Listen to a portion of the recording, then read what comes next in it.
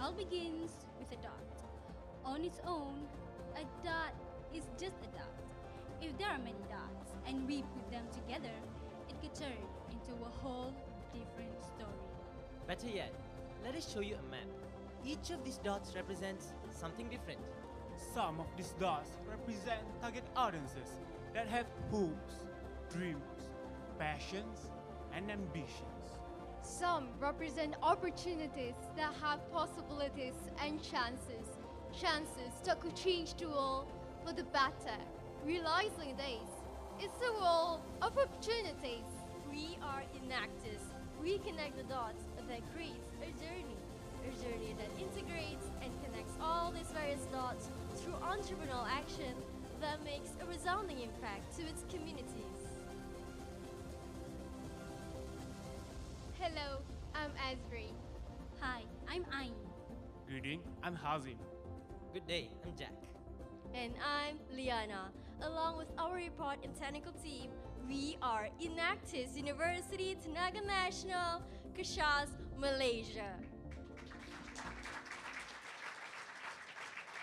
Today, we are proud to present 2 of our 5 projects that our team had come together to show the values of connecting dots that creates a better world for us all. Our first project is not a story of extremes. Instead, it is a story about a group of women and their grit and passion to grasp every opportunity that they can. It is one story that drives us to execute this project. This is Pastiche. This project is located in Bukit Ibam, a small and isolated town that has very little job opportunities. On our first visit, we met with 16 women. The women here find it very hard, near impossible to find any kind of job. But they have aspirations, dreams. They want to see better things in life for their children and their families. But with limited skills, they couldn't think of how. We knew then and there that if they were provided with right knowledge, opportunities, and guidance, they can make wonders. So here's the story of what we did. We wanted to teach the women here on how to produce patchwork products by reusing excess cloth that was simply just thrown away or burnt. We decided to produce tote bags. Once we proposed this idea to them, 8 women with varying level of sewing abilities showed interest to join us in this venture. To begin, we needed help. That is when we contacted Ms. Nur Azlin, an experienced patchwork maker from Kemas, a Malaysian community development agency. We met her and she gave us a tutoring session on the ins and outs of making patchwork. Equipped with this knowledge, we organized Patchwork Day to teach them the skills on making patchwork. We also imparted basic bookkeeping and marketing skills to provide a strong foundation for their business. During Patchwork Day, we laid out our business ideas and had a discussion with them. This initiative will be driven by 3 core principles, which are profitability, sustainability, and self-reliance. To better penetrate the market, we introduced the bag at the price of $5 each at the cost of only $1.70. To ensure a continuous supply of excess cloth, we engaged with tailors around our campus to see if they were interested to be part of a simple supply chain where they would provide excess cloth to the participants. This resulted in the participants receiving about 20 kilograms of excess cloth every month. Now, how do we market these bags to a wider audience since they live so far away from any significant market? To answer that question, we turned to online marketing, which is a low-cost and convenient platform for them to use to sell their products. We use Facebook and Instagram to market their products. Next, we introduced a simple form of customer management to help them to keep track of customer feedback. Amazingly, we found out that most of the customers were happy and satisfied with their purchases. This also put a great emphasis on identifying areas where they can improve and will be reflected in the future production of the bags. Our participants have shown great initiative in this business and even came up with their own ideas on diversifying their product selections. What started off as only producing bags, they've now ventured into other products such as blankets, coasters, and a few more in the works. Last month, we were approached by the owner of Bin Karim, a local clothing manufacturer who was interested to collaborate with us in this project. They assisted our target audiences by teaching them on how to better manage their business, while at the same time providing a continuous supply of excess cloth. To boost awareness of upcycling excess cloth, we organized a campaign aimed towards the general public. We set up a collection box in front of the Ben Karim boutique so that people can contribute their excess cloth to this venture. We also set up campaign posters all across our social media platforms to highlight this issue.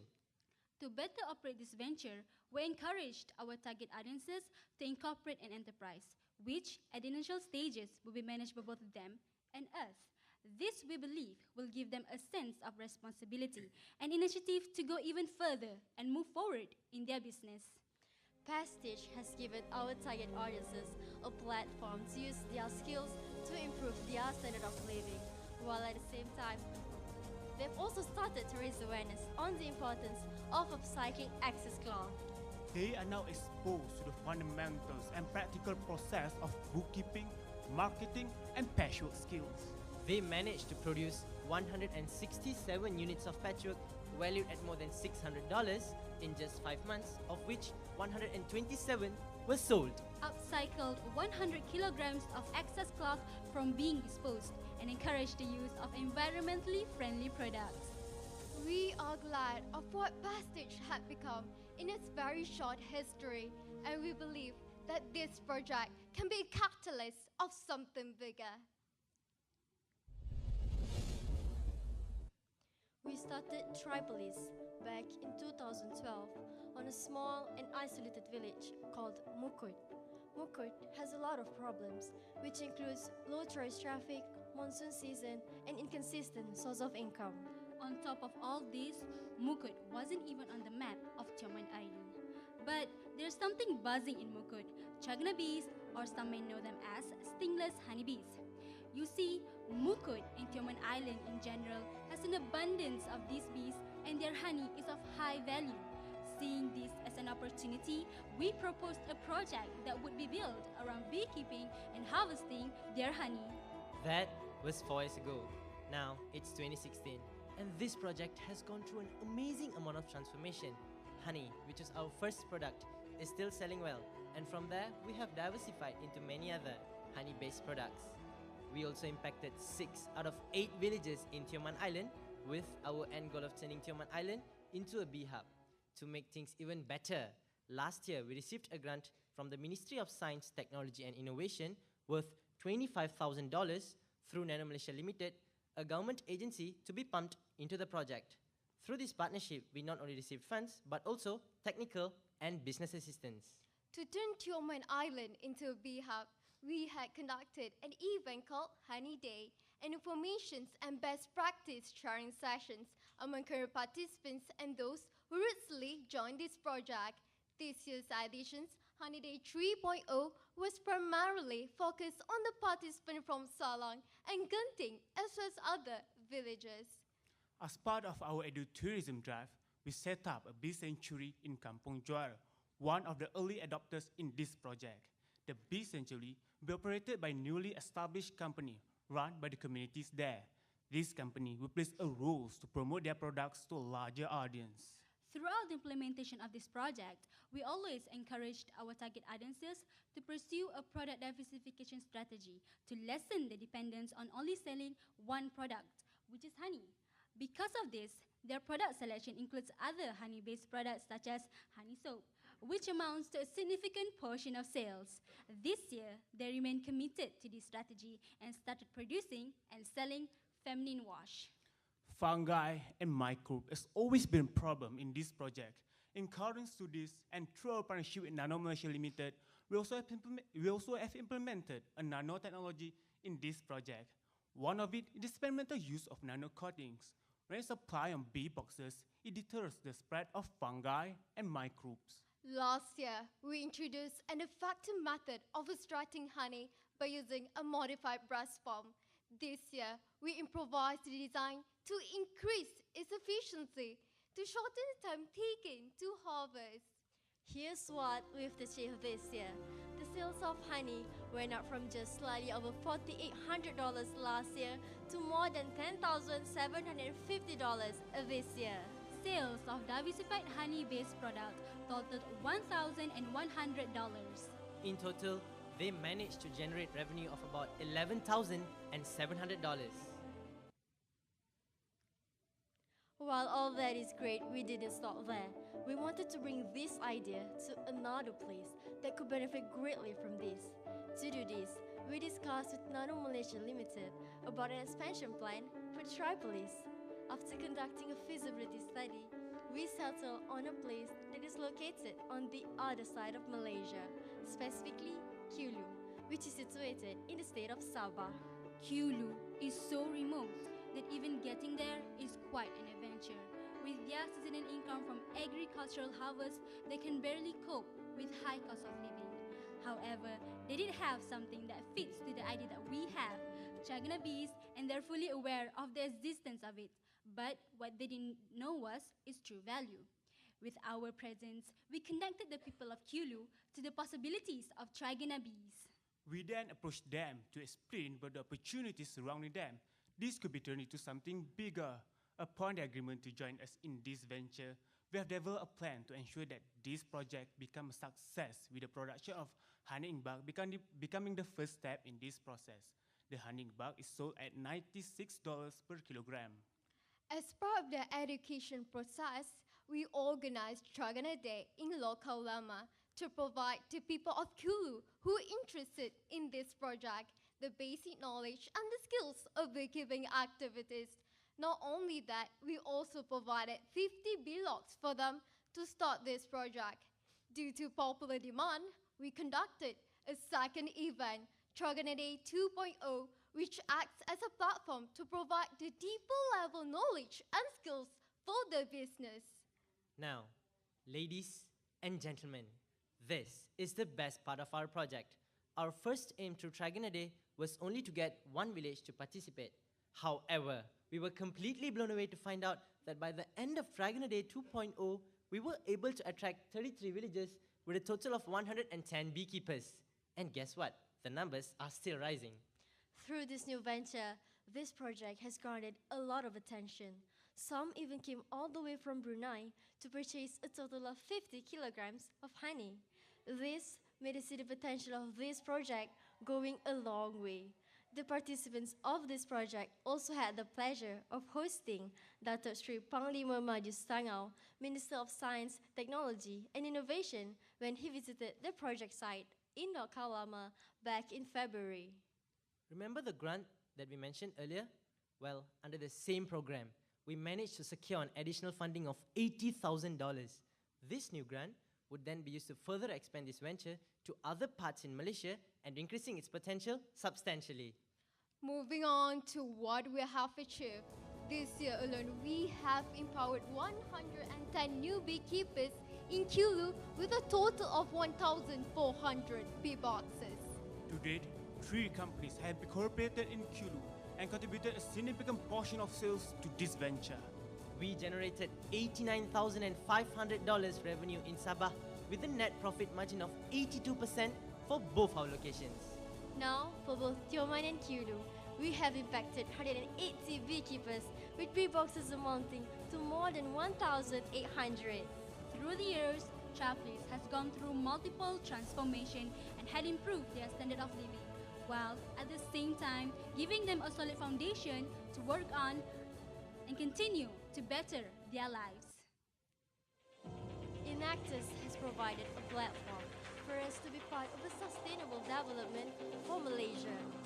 Through our 5 projects, our team managed to contribute 8 out of the 17 global goals. But it doesn't stop there. It shouldn't stop there. Our team wants to achieve so much more for us, our communities, and this planet that we call home. We are committed to connecting the dots wherever they may be, because we've learned that individual dots only tell part of the story.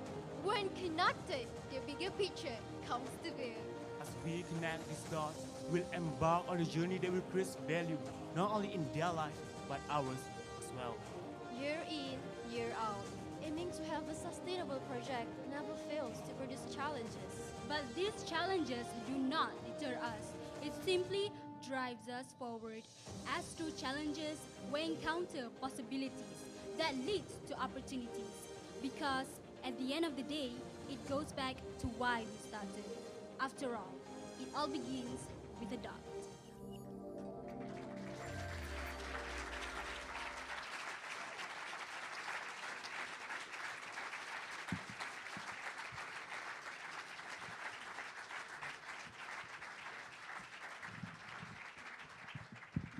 will now begin the 5-minute question and answer session. As a reminder, only judges may ask questions.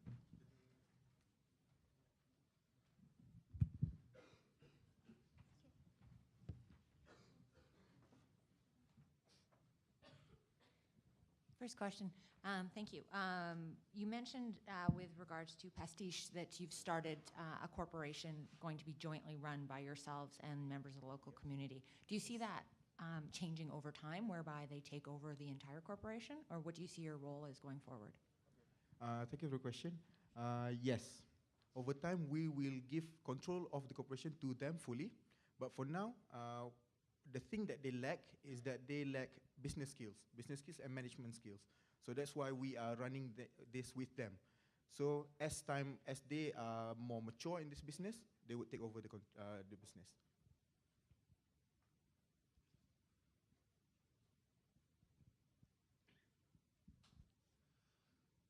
Just wondering if you can clarify one point on your annual report for me.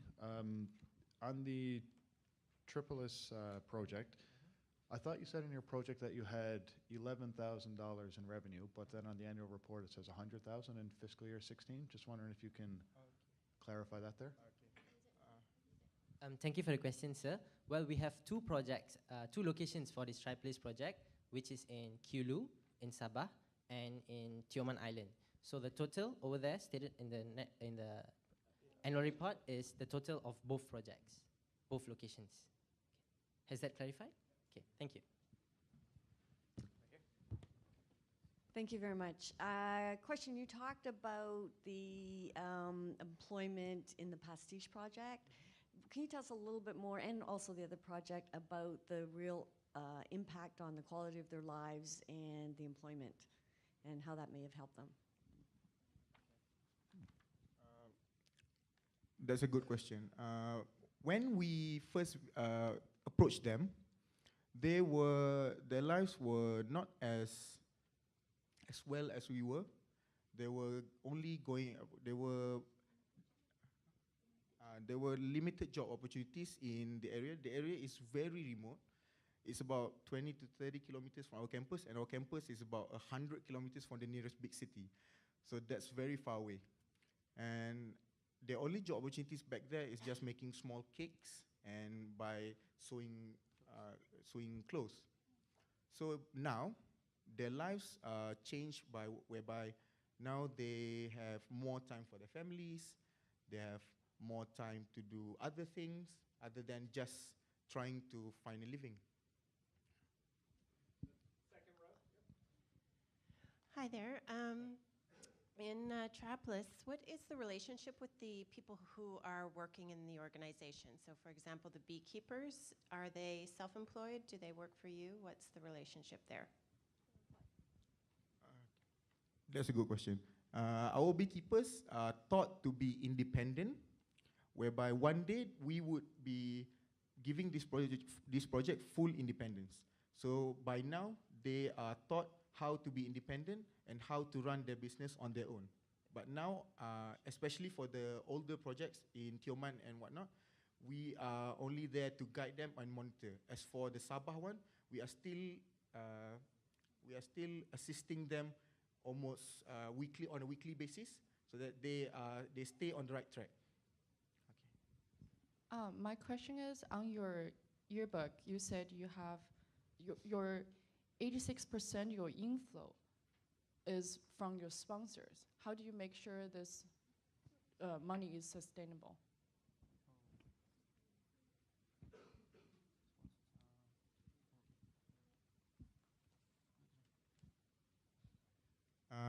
It is a big portion of our inflows, but one thing that this come from sponsors is mainly for the running of our projects, such as our partnership with Mosti and Nano Malaysia with regards to Tripolis and our other projects. How do we try to maintain this is by a good relation with our partners, and they are always in the loop with us.